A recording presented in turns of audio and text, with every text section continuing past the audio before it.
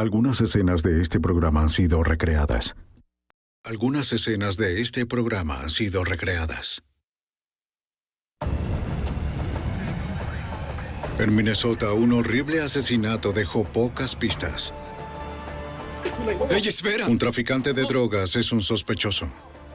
¡No! Pero estaba bien protegido contra la policía.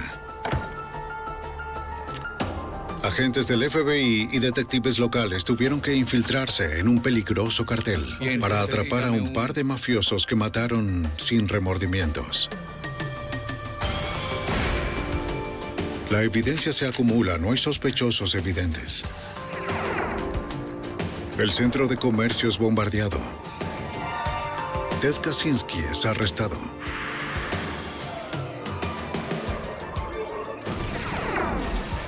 Fugitivo aún prófugo.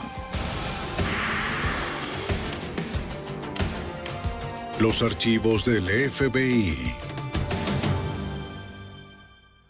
Un cuerpo en llamas en un callejón dio pista sobre un asesino a sangre fría.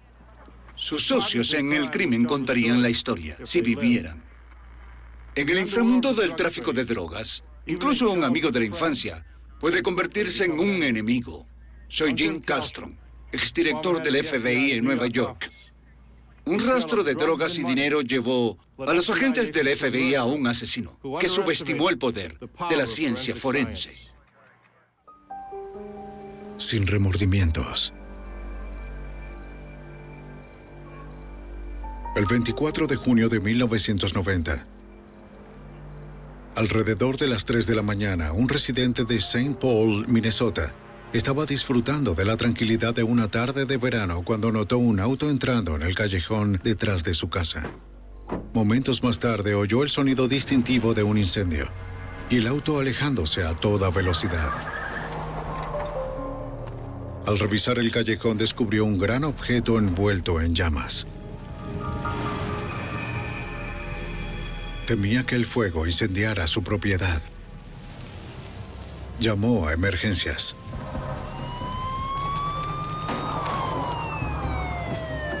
Las unidades de emergencia de St. Paul respondieron. Cuando los bomberos apagaron las llamas, notaron que era más que un acto de vandalismo. El objeto era un cuerpo humano carbonizado envuelto en una lona de plástico derretida. Los detectives de homicidios llegaron a la escena.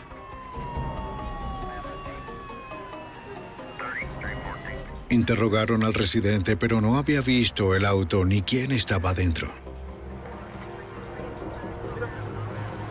La policía no encontró ninguna identificación en o cerca del cuerpo. Los investigadores esperaban que una autopsia proporcionara más información. Si pudieran identificar a la víctima, podría guiarlos a los responsables. Un médico forense determinó que la víctima era un hombre negro de unos 20 años y que murió antes de que se iniciara el incendio. Causa de la muerte: múltiples heridas de bala en la cabeza. El forense extrajo 3 balas de pequeño calibre. Las enviarían al laboratorio de balística para examinarlas. A pesar de los daños causados por el incendio, el forense encontró quemaduras de pólvora en la cabeza de la víctima, lo que indicaba que le dispararon a quemarropa. Si quedaba alguna huella dactilar, quizás podrían identificarlo. Introdujeron las huellas en el sistema de identificación automática de huellas dactilares. AFIS es una base de datos nacional que contiene las huellas de 23 millones de personas. Probablemente quemaron el cuerpo para dificultar su identificación. Con la tecnología AFIS era posible. Pero comprobar las huellas llevaría algún tiempo. La policía creía que un asesinato tan espantoso estaba relacionado con drogas. El área de Minneapolis-Saint Paul se había convertido en un lugar popular de importación de narcóticos.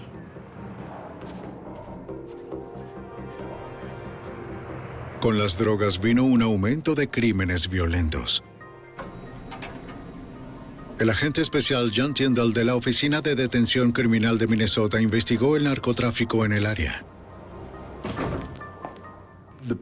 La forma principal en la que la gente movía cocaína al estado en ese momento era a través del transporte público, ya fuera en autobús o en avión. La policía creó equipos de interdicción de drogas asignados al aeropuerto de Minneapolis-Saint Paul para tratar de detener la afluencia. Los agentes monitoreaban los viajes desde y hacia ciudades como Miami y Los Ángeles, donde se originaron. Su trabajo consistía en identificar a los narcotraficantes entre pasajeros legítimos. El 25 de junio de 1990, el día después de que se recuperó el cuerpo en el callejón, los agentes vigilaban los mostradores donde se emitieron los boletos de ese día. Dos sujetos se acercaron a la taquilla y se quedaron allí durante un buen rato, haciendo lo que creíamos era una negociación de boletos. Sacaron un fajo de billetes y pagaron en efectivo los boletos. Luego abandonaron el mostrador. Los agentes revisaron el mostrador y se enteraron que los hombres volaban bajo los nombres de Jeffrey English y Harry Babs. Los agentes alcanzaron a los hombres en la puerta mientras esperaban para abordar. Preguntaron si podían responder unas preguntas. Les explicamos que no tenían obligación de hablar con nosotros si no querían. No estaban bajo arresto, eran libres de irse. Ambos hombres aceptaron la entrevista y dijeron que se dirigían a Los Ángeles. Dijeron que venían a Saint Paul a visitar a un amigo llamado Ken Se los Jones. agradezco. Será un segundo. No perderán el avión ni nada. Los agentes pidieron permiso para revisar las maletas que habían registrado en el mostrador. Ambos aceptaron. Una orden era innecesaria.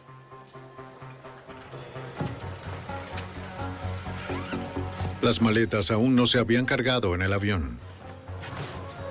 Dentro de la maleta de Jeffrey English había una bolsa de plástico que contenía rollos de dinero en efectivo por un total de $13,000. Lo tengo. Dentro de un zapato había una Derringer calibre .22. Habría sido fácil no verla.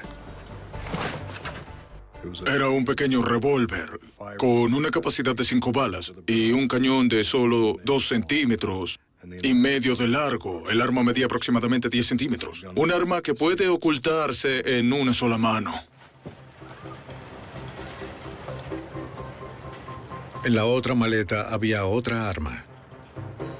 Ninguna de las dos había sido declarada. Esa violación, más la sospechosa cantidad de dinero en efectivo, proporcionó suficiente causa probable para un arresto. Moss. El oficial llamó a su compañero. Están armados y pueden ser peligrosos. Tuvieron que detener a Babs y a English antes de despegar. El avión seguía en la terminal.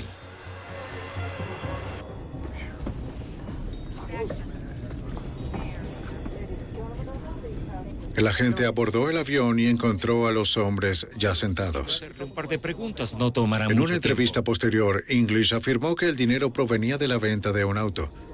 Dijo que compró la Derringer calibre .22 en la calle en Minneapolis. Y añadió que no tenía ni idea de dónde había estado el arma. Y pensé que esa era una respuesta extraña para desentenderse del asunto del arma. Y esa fue la primera razón que cualquiera de nosotros tuvo de que el arma pudo haberse usado en algún tipo de crimen, simplemente por la forma en que enmarcó su respuesta. Los agentes sospecharon más cuando English admitió que estaba volando bajo un nombre falso. Su verdadero nombre era Jeffrey Burns. No había pruebas contra Barnes o su compañero por nada excepto delitos menores con armas. Ambos pagaron multas y fueron liberados. Se retuvieron sus armas hasta que los agentes revisaran los registros policiales para ver si se usaron en crímenes anteriores. 2 semanas después, la policía de Saint Paul recibió la comparación de huellas dactilares del hombre encontrado quemado. Hubo una coincidencia en el sur de California. El nombre de la víctima era Duane Walker. El residente de Los Ángeles de 26 años tenía antecedentes por intento de venta de narcóticos. La muerte de Walker salió en los periódicos de su ciudad natal. Su tío leyó el artículo y llamó a las autoridades de Saint Paul. Operadora. ¿Con la policía de St. Paul? Le dijo a los detectives que su sobrino había ido a verse con un hombre llamado Ken Jones. Señor, muchas gracias por su información. Se lo agradecemos. Sí, oficial, mi nombre es... Como Walker no regresó de Saint Paul, su tío se puso en contacto con Jones, quien dijo que Walker se había ido. Será de gran ayuda. De acuerdo. Adiós. Creo que el archivo está justo aquí. Los detectives de narcóticos de Saint Paul estaban familiarizados con Jones. Habían estado investigándolo durante años. Tenía fama de ser el mayor proveedor de cocaína de la región. Jones fue cuidadoso con su negocio de drogas y estaba protegido contra la investigación. Gracias a todos y en nombre de la Junta de Desarrollo del Vecindario nos... Al donar públicamente a organizaciones benéficas urbanas, Ken Jones se retrató a sí mismo como un benefactor de la comunidad. La policía sabía que era una fachada, como sus negocios legítimos que creían que usaba para lavar dinero. Su reputación era diferente en la calle. Entre los traficantes y adictos, Jones era conocido por gobernar sus intereses con mano dura. Espera. Si no le pagaban, la gente salía herida. Espera, tengo tu dinero, lo conseguí todo. Durante años, los detectives han buscado una manera de cerrar el negocio de las drogas. Los detectives sabían que Duane Walker estaba con Jones antes de su muerte. Si probaban que el traficante estaba involucrado, finalmente lograrían sacarlo de la calle. Pero necesitaban más pruebas. Los investigadores fueron a entrevistar a los empleados del negocio de Jones. Dígame, ¿alguna vez... Esperaban que alguien supiera de la relación entre Jones y Duane Walker. ¿Nunca antes lo había visto? Ninguno de los empleados estaba dispuesto a hablar. El traficante Ken Jones continuó con el narcotráfico. Parecía estar fuera del alcance de la ley.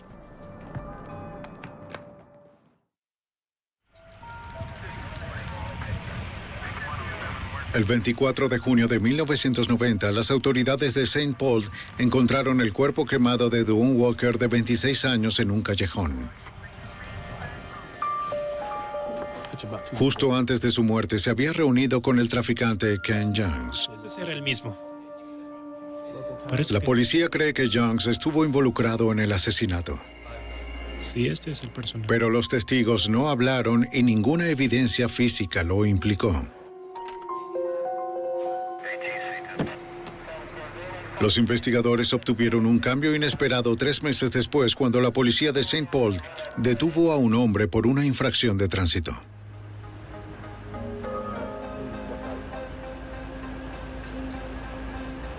Una revisión reveló que había una orden de arresto contra Charles Schock. Sí, tenemos una orden de arresto para usted. ¿Qué? De espalda. La policía lo detuvo. Se pusieron en contacto con el investigador que había emitido la orden, el agente especial John Tyndall, de la Oficina de Detención Criminal de Minnesota. Tenemos una orden y hay que cumplirla. La orden de arresto fue emitida contra Charles Schock por importar 2 kilos de cocaína. Intentamos encontrarlo en la dirección que nos había dado y no estaba allí. No teníamos forma de saber dónde estaba en ese momento. Varios meses antes, un equipo de interceptación de drogas en el aeropuerto de Minneapolis-St. Paul había visto al mensajero. Vieron a Chuck pagar en efectivo por un pasaje de última hora a Los Ángeles. ¿Ida o ida y vuelta? Ida y vuelta. Ida y vuelta. Chuck no registró ninguna maleta y solo llevó una al avión. El pase de embarque. No, Al día siguiente lo vieron regresar, pero con 2 maletas. Sabían que los mensajeros a menudo tenían maletas adicionales cuando regresaban de buscar drogas. ¿Cómo está, señor? Soy el oficial Moss. Oficial Tyndall. Debemos hablar con Le usted. dijeron a Chuck que no podían arrestarlo, pero que podían retener su equipaje e inspeccionarlo. Solo bájalas por un Las momento. autoridades no podían abrir las maletas sin su consentimiento, y él no lo permitió. Nada, ¿verdad? La respuesta de Chuck no fue la de un viajero inocente. Prisa y debo irme, ¿entienden? Si les dices que vas a retener sus maletas, normalmente, si no tienen nada que ocultar, quieren quedarse con ellas, no quieren dejarlas atrás. Chuck no tenía ese problema, no tenía preguntas ni inquietud. Su principal preocupación era salir de allí tan rápido como pudiera. Toma esta y yo la otra. Poco después de que Chuck se fuera, una unidad canina examinó las maletas. Vamos, chico, olfatea. Una estaba limpia, pero en la otra el perro olió narcóticos. No se puede obtener una orden de registro basada estrictamente en las acciones del perro. El perro fue la parte integral de la solicitud de registro, pero no fue la única. También tuvimos que añadir el hecho de que habíamos visto a Chuck la noche anterior entrar y comprar un boleto de ida y vuelta a Los Ángeles con regreso la mañana siguiente. Estas cosas son inusuales. El hecho de que llevara una pequeña maleta en el avión y regresara con 2 también es muy raro. Los agentes obtuvieron una orden de registro para abrir las maletas. Oh, Dentro recuperaron 2 kilos de cocaína. Los investigadores sospechaban que Chuck llevaba las drogas para otra persona. en ese momento no pudimos establecer una conexión sobre con quién podía estar trabajando o para quién. Pero mi instinto me decía que era un mensajero para alguien de un nivel superior. Todo estará bien, ¿de acuerdo?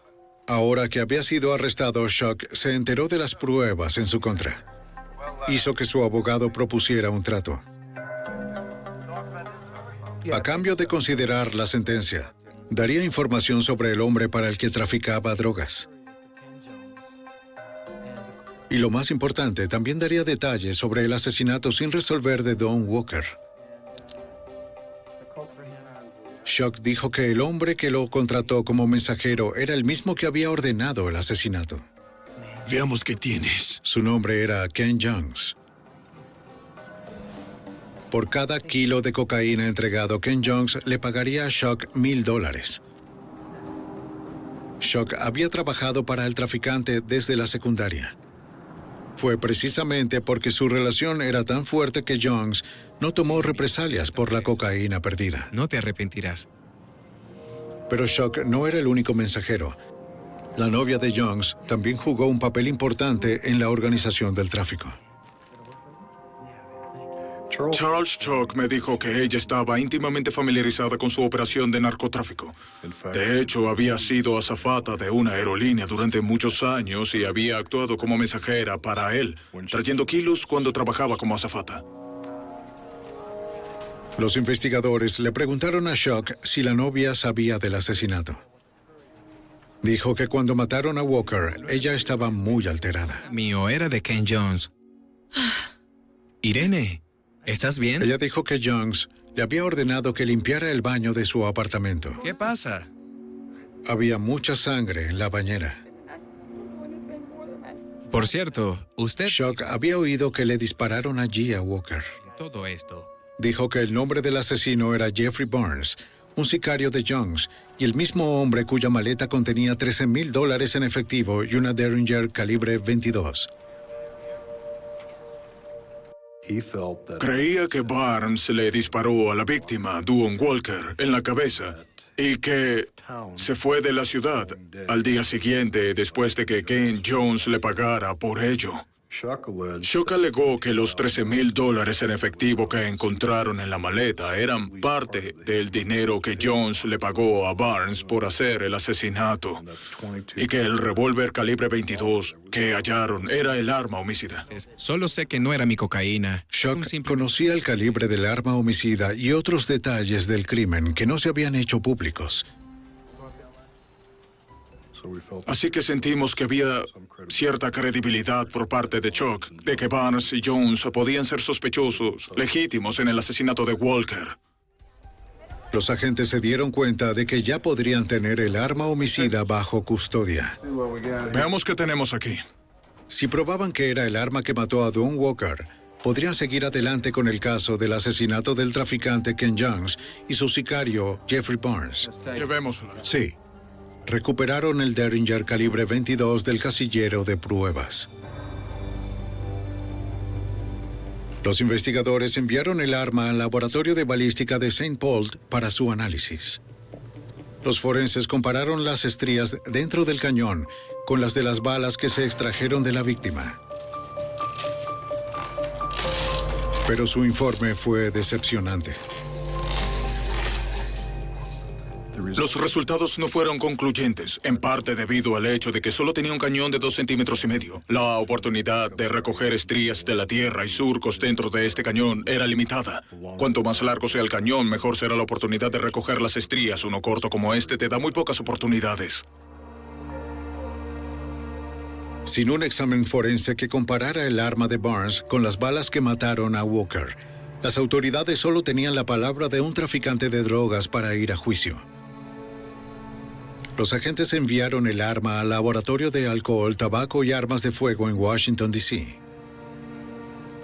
Se pensaba que el laboratorio era algo más sofisticado. Estaban acostumbrados a hacer cosas así de forma rutinaria. Y con su sofisticado equipo podrían llegar a una determinación más específica. Después del examen de la ATF, llegaron a la conclusión de que era, de hecho, el arma que se usó para asesinar a Duane Walker.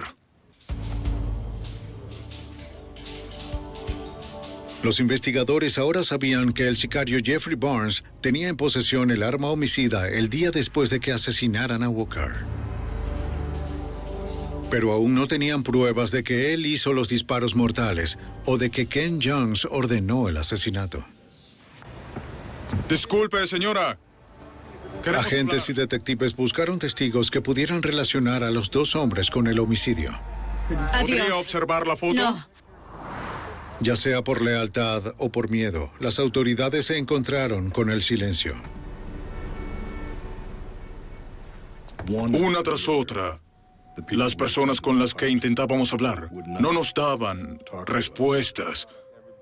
Todas se negaron. Así que volvimos al punto de solo tener la declaración que nos dio Charles Shock y ninguna manera palpable de corroborar la información que nos dio a través de otros testigos. Tim, ¿podemos hablar? Los investigadores solicitaron una orden para registrar el apartamento de Jones, pero el juez se negó a concederla porque no podían corroborar la historia de la sangre en el suelo. Información de los registros telefónicos. Después de casi un año, los investigadores notaron que el caso no se resolvería sin recursos adicionales.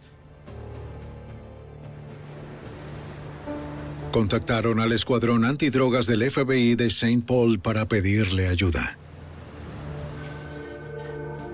Al haber trabajado en narcóticos durante 20 años, el sargento Tom Dunaski conocía bien la reputación de Ken Jones y Jeffrey Barnes. ¿En dónde está? Ambos son individuos muy intimidantes e imponentes. Tenían antecedentes violentos. Cuando íbamos a interrogar a la gente, todo el mundo trataba de evitar tener contacto con nosotros o contarnos la historia real.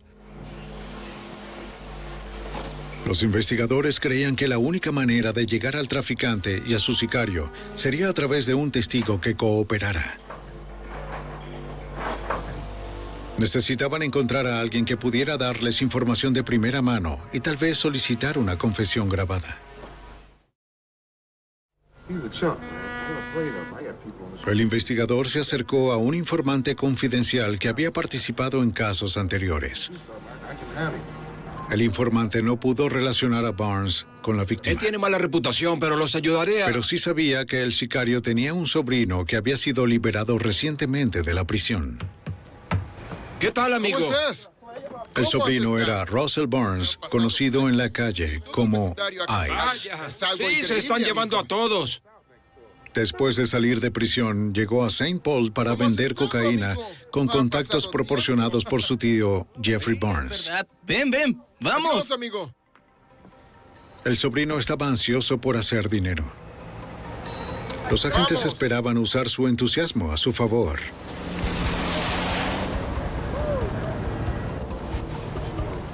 Los investigadores desarrollaron una nueva estrategia en el otoño de 1992. El sobrino del sicario sería su nuevo objetivo.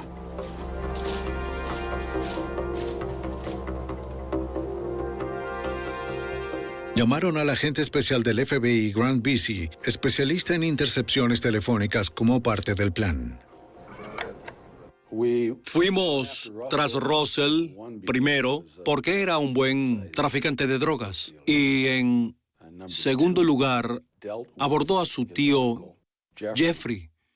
Y sentimos que si pudiéramos hacer un caso contra Russell, nos ayudaría a hacer un caso contra Jeffrey.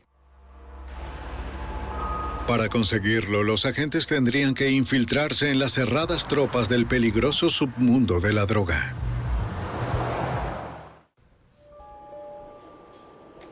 En 1992, los investigadores creyeron que un traficante de St. Paul y su sicario habían matado a Duane Walker. Ya habían recuperado el arma homicida. Pero el sargento Tom Dunaski, asignado a un escuadrón antidrogas del FBI, necesitaba pruebas para poder arrestar al traficante Ken Jones y a su sicario Jeffrey Barnes. Tener el arma no fue suficiente para que lo enjuiciaran. Sentíamos que teníamos que identificar a algunas personas o llevarlas a la corte que pudieran identificar que Jeff Barnes y Ken Jones estuvieron en los asesinatos. El agente especial del FBI, Grant Bisi, creyó que si primero arrestaban al sobrino del sicario, el traficante de drogas Russell Barnes podría proporcionarles la información que necesitaban. Teníamos fuentes de información cercanas a Russell que nos dieron la indicación de que él sabía que su tío había cometido el asesinato.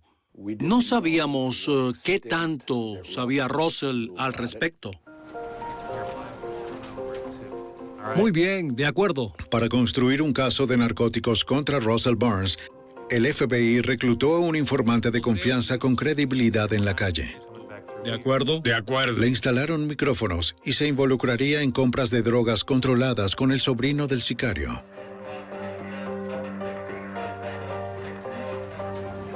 Los miembros del escuadrón registraron cada compra. Fue una operación arriesgada. Si se descubría el micrófono del informante, lo asesinarían.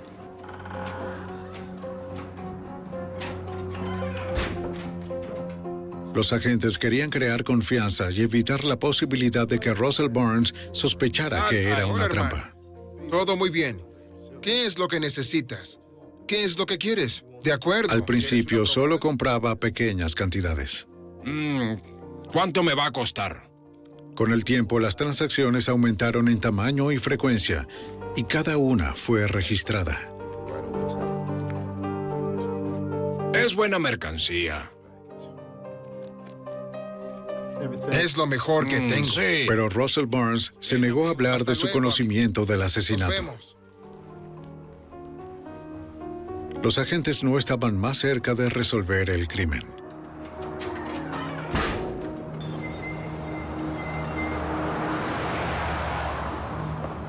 El FBI necesitaba poner a alguien más cerca del sicario. Siéntate. En mayo de 1993, descubrieron la forma de entrar. Un informante que trabajaba para el FBI de St. Paul en otro caso mencionó que Jeffrey Barnes y él estuvieron juntos en prisión. Afirmó que eran muy cercanos y que Barnes confiaba en él. Dijo que estaba seguro de que podía conseguir que Barnes le vendiera cocaína y que hablara del asesinato de Duane Walker. Muy bien a Barnes. Los agentes pusieron a prueba la credibilidad del informante haciendo que llamara al sicario.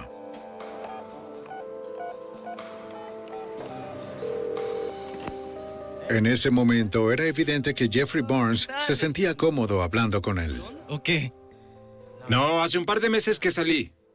Todavía estoy en el negocio, ya me conozco. Era lo que los investigadores estaban buscando. Sí, está bien. Te daré un buen precio. Ahora necesitaban encontrar un lugar para la compra de drogas, un ambiente que pudiera estar controlado. Me ha ido bien. En ese momento, el informante vivía con un pariente y no podía hacerlo en su casa. Obtuvimos una casa del Hood y trasladamos al informante a la casa. Él accedió a grabar ciertas conversaciones que podría tener con Jeffrey Barnes.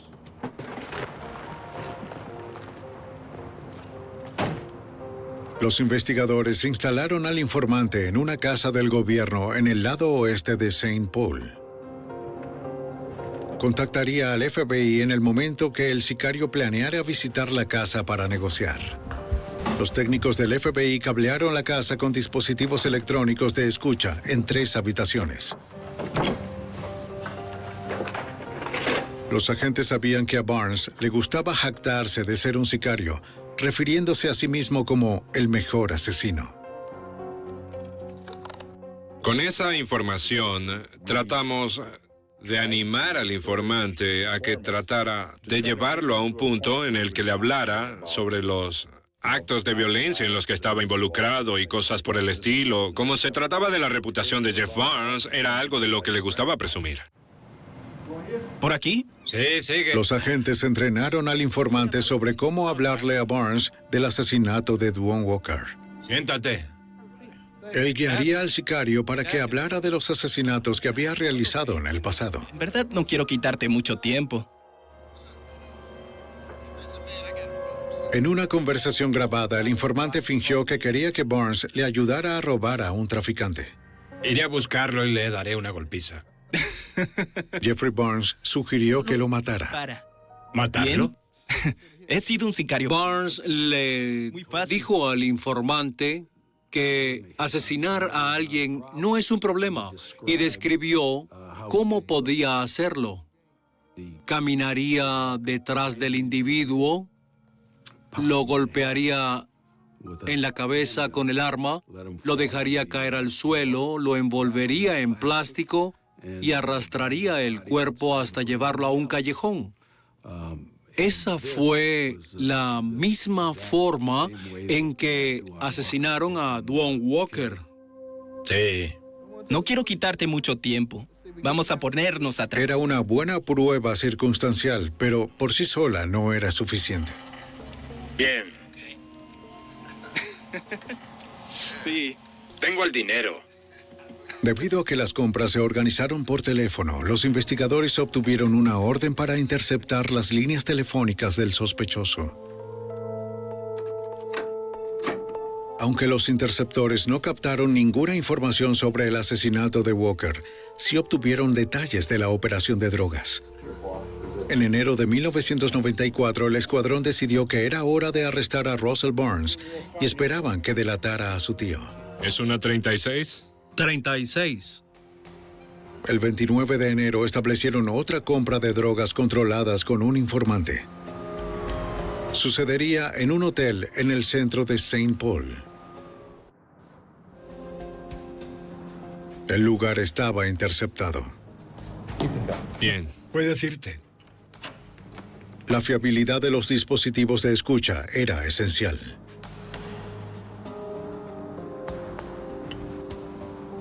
Probando, 1, 2. Las grabaciones se usarían en los tribunales.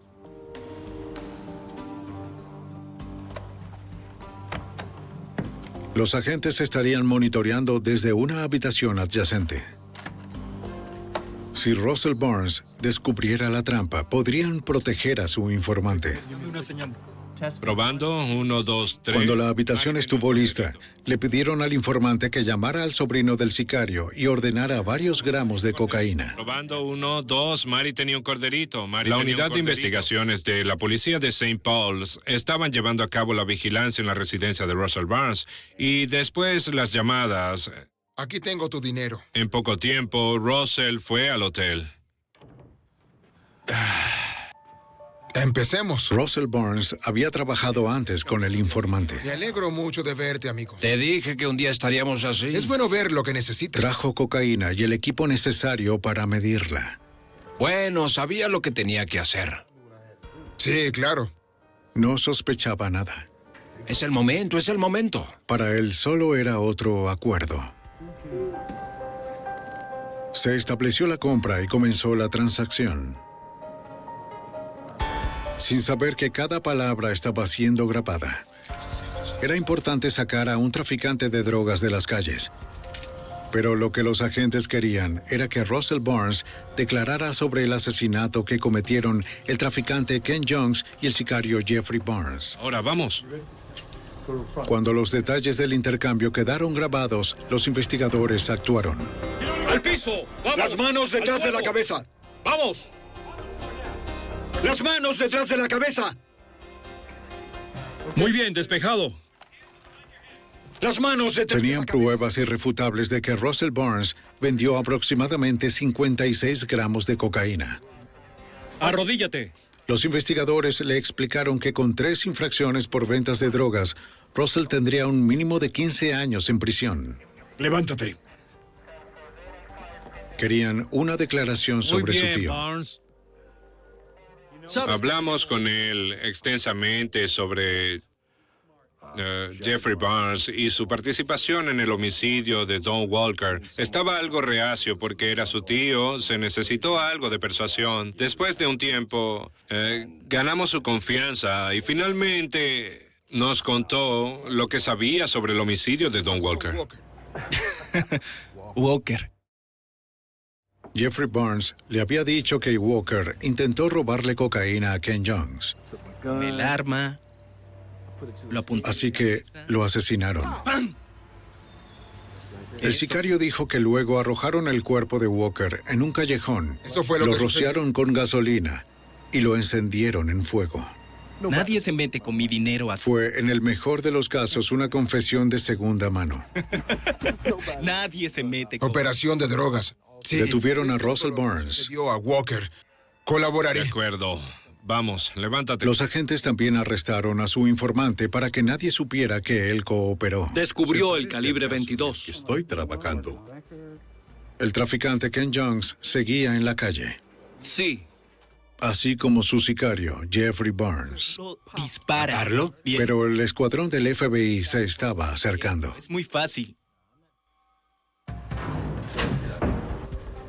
FBI. En 1994, mientras intentaban desmantelar una red de narcotraficantes de Minnesota y resolver un asesinato de 4 años, el FBI y la policía de St. Paul habían arrestado al traficante Russell Barnes, quien accedió a cooperar. Ofreció detalles sobre los crímenes cometidos por su tío Jeffrey Barnes, incluyendo tráfico de drogas a nivel nacional y el asesinato de Don Walker en 1990. Según el sargento Tom Dunaski, los investigadores tenían muchas pruebas contra Jeffrey Barnes, un conocido sicario del traficante Ken Jones. En la grabación dice que recuperamos un arma en el aeropuerto.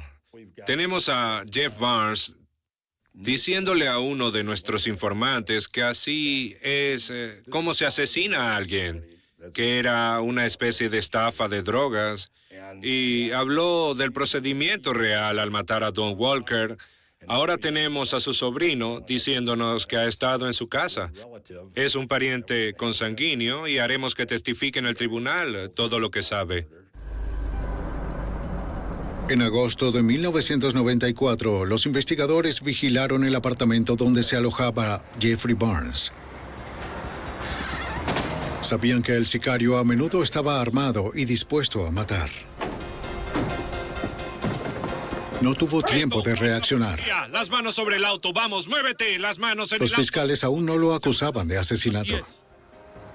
En su lugar, siguieron adelante con un caso de conspiración de drogas. Otra mano, ¿de acuerdo? Venderle drogas a su ex compañero de celda le valió a Barnes 30 años de prisión. Ellos retendrían el caso de asesinato hasta que tuvieran más pruebas contra Ken Jones y él.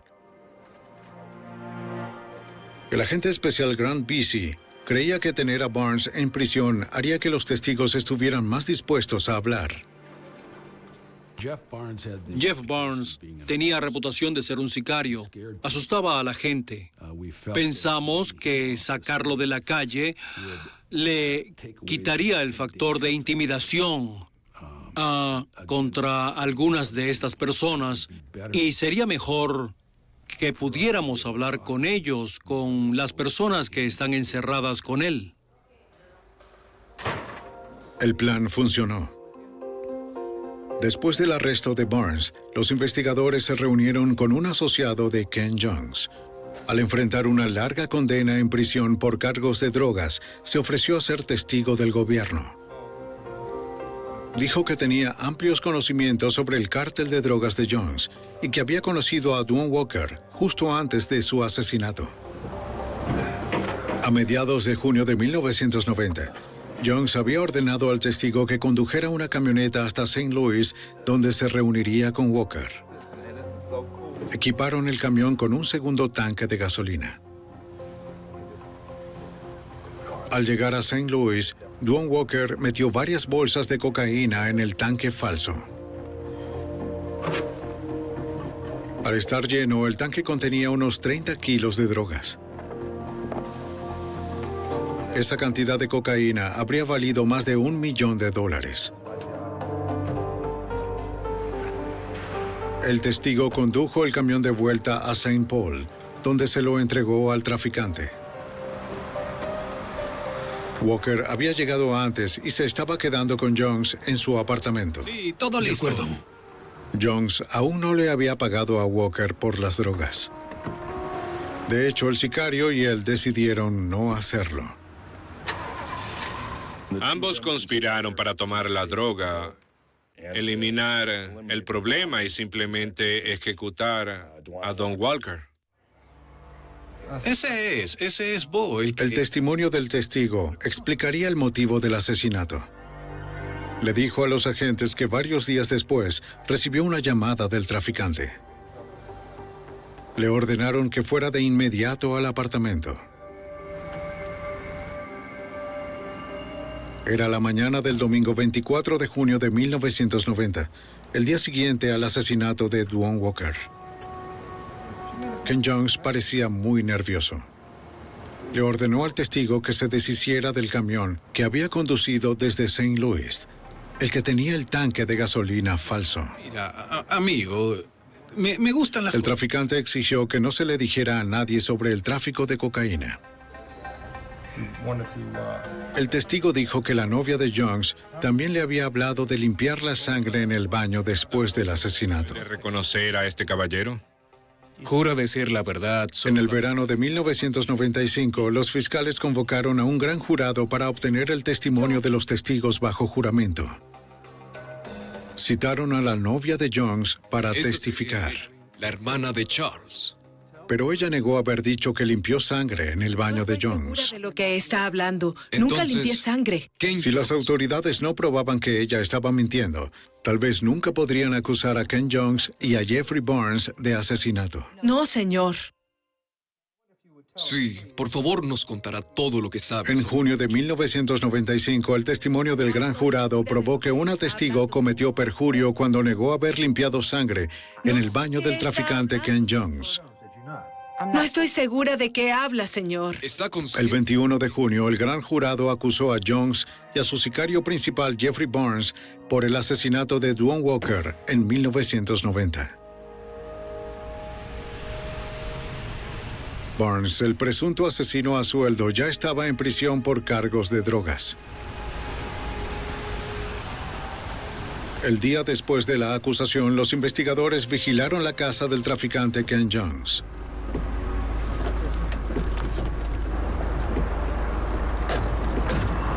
Aunque supo esconderse de la investigación, finalmente arrestaron a Ken Jones por asesinato. ¡Cúbreme! El sargento Tom Dunaski, miembro del escuadrón antidroga del FBI, estaba decidido a encontrar pruebas físicas que respaldaran el testimonio de los testigos en el juicio.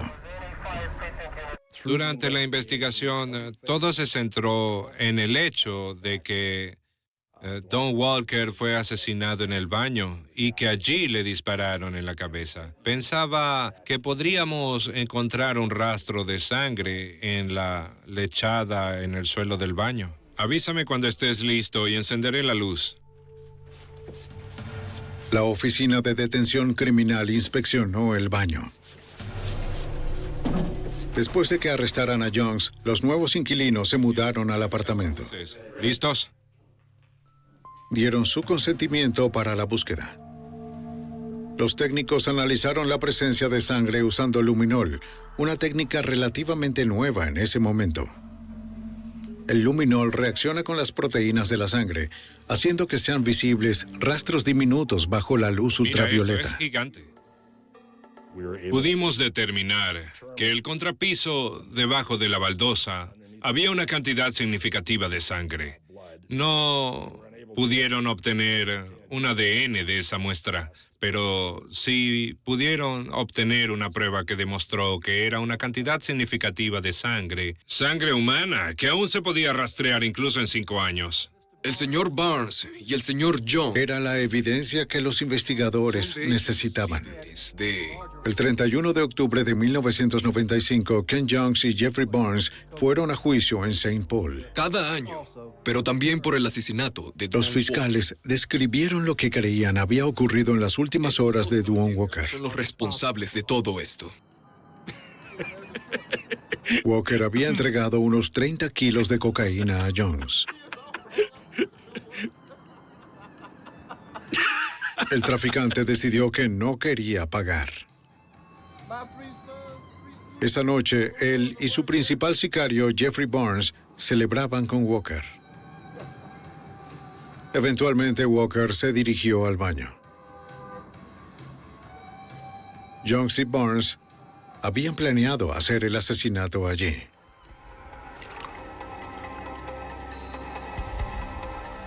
Duane Walker estaba desarmado. Barnes disparó 3 veces con su Derringer, calibre .22. Como siempre, Jones mantuvo distancia. Walker murió inmediatamente.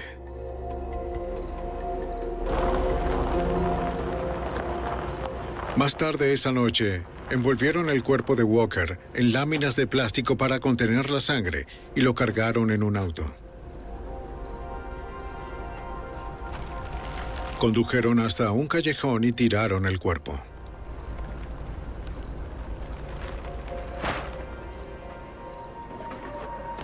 Para dificultar la identificación, rociaron el cuerpo con gasolina y le prendieron fuego.